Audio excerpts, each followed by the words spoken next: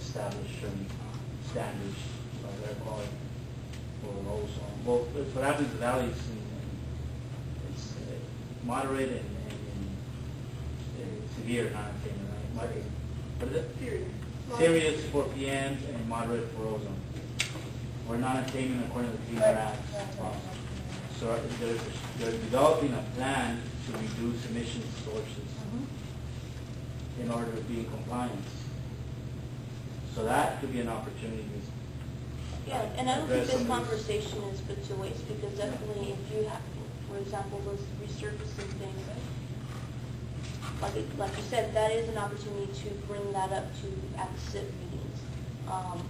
And that's why when I was thinking about different policies that the coalition can work towards, I was thinking more of a smaller, more of a localized instead of a county-wide type measure, so that you can cover those bigger issues within the SIP, and then maybe the smaller things that the implementation components of smaller projects that are within our reach, we could become a part of, instead of, we're not recreating the wheel, but we're actually doing something a little bit differently, different component of it. And the reason I brought that up is just, it's a lot of work involved. And you almost have to focus the entire energy. So we're already also working on this SIP until December, right? We want to do both, we want to do one, we want to decide on, because it is a lot of work either way you go. So that's the only reason I brought it up. You can do both. Address the both responses. Also stay engaged like that we have to, because I just feel like we need more participation, because it's very complicated. Within the SIP, would there be an opportunity for, let's say, a container fee for the port of entry, or would that? There is going to be opportunities to submit proposals after we get submitted in December. Right now, we're focusing strictly on the SIP, on this information, on emission reduction, on the transport assessment. We're focused on finishing up the SIP, writing it up, submitting the updated state implementation plan, which is the air quality plan that we call it from here, from the Pure Valley. And after that, we'll see about the proposals and anything that could be implemented and granted. So right now, it's taking a lot more time. We are writing through the PM10 and the ozone, and that's it's been challenging, very challenging. So we're focusing on that right now. Do you know when the APCD will be releasing their actual proposals for emission reductions? Because so far what I've read is basically been a lot of definitions and a lot of, I guess, foundational material. But do you know when approximately, like, the actual proposal, like, okay, this is what we're trying to do to reduce emissions in these areas? These are the proposals. We're probably going to hear the next chapter of maybe July 23rd is our next meeting. We're probably going to hear it then, if you have to do the modeling. So we do have that part. Also, I believe on the website, Rule 310, it's information for developers and others who are going to have an air pollution impact, and it shows them a menu of what they can do. Is that correct? Is that on the website? So the idea of Rule 310 is if you're going to create a larger carbon footprint by building a mall or housing development, then you need to offset that. And they give you a menu of things that you can do to offset that.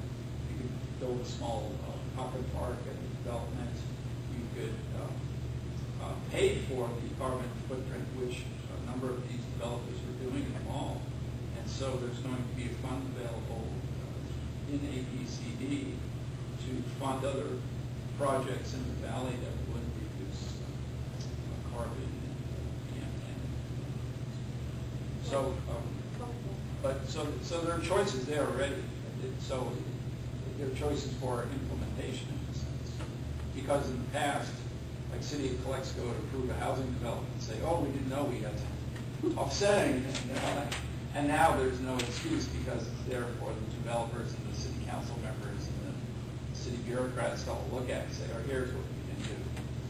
So that, yeah, the choices are out there. And I think with the SIP, what's going to happen is more people are going to be aware of having to do different things. And a group like the Clean Air Initiative can maybe help cities. I think your focus on cities and school districts is excellent. Help them comply with some of these things. And help them work through rules, because it's really complex. And Louise was saying, I think the SIP is really, really complicated. I've been to a couple of meetings now. Yeah, it's very technical. There's a lot of information. But I don't think they've gotten yet to the stage of, well, how do you ameliorate these issues with the ballot? Monitoring is big, right? Yeah. And there's a lot of weather data. There's a lot of CARB information. But as far as what the county's going to do, it's still very much evolving. What the county's going to have to do, it's going to make APC even more unpopular. That's where you got to start showing where the money is going to pay off. How there's going to be economic benefit. So that's one to keep in mind. I'm sad to hear that the foundation shift now is towards policy, because the state is going to play on policy, and we can just fit into that. And the lack, and what I don't see APC doing now or even in the near future, is education. And I think that's something that you were leading CAI to do. And that's what's lacking. People don't know the rules. You know, I mean, people in the cities don't know the rules. And, you know, the city government people, never mind citizens. So I think that's a great role in CAI. But that's not what the funding is. Yeah, with this particular foundation. Well, we can certainly and should continue doing education. It's just we kind of have to add another component to it. And we're actually pursuing a specific problem. So we're not going to abandon education at all. Okay, that's good. That's an essential piece of pursuing policy. They just want to see us making more progress. Because in an area like ours, education levels on these issues is not basically non-existent. Not minimal. It's non-existent. So if you can develop education policies, I think, at grassroots levels here through schools, I think that's what NGOs can do now. I think that's the great strength, because the government, the county is doing the SIP part, right? The policy is falling from the feds to the state, CARB, EPA to CARB to the Air Pollution Control District. So there's a hierarchy of policy creation that we have to meet, and Air Pollution Control is doing that. But to fill in the education blanks is, I think, what you folks do. Yeah, and this kind of goes with the school entitlement policy implementation right there. Would definitely help out in that area.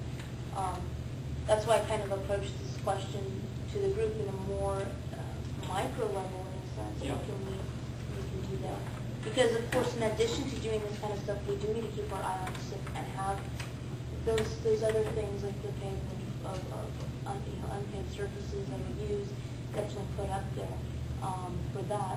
So I would say it's not either or. I think you do in conjunction with one another.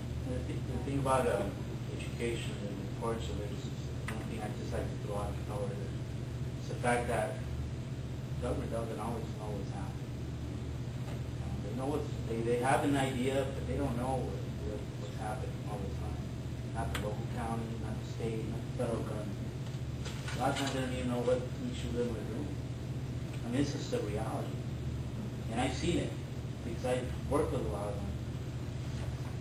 Yeah, and they don't have a clue. They don't have a clue what you're doing at home or what the neighbor's doing with most of these industries that are doing. They don't. Because they don't communicate amongst themselves. So that's something that I just wanted to share with you. The importance of education, because the more we educate, the more people come out and say, hey, this is what's happening here. And then they can react to it. But, you know, the manpower isn't out there. And a lot of times, I mean, what I see at the APCD, I see it everywhere. A lot of times, you know, the state, you figure, oh, they have a whole team working on this. It's like 2 people that take care of the whole state. So, education is huge. And to add to what Luis is saying, all these different public meetings I've been reporting, especially when they have like public comments and there's this authority, this committee has some authority over the air, over the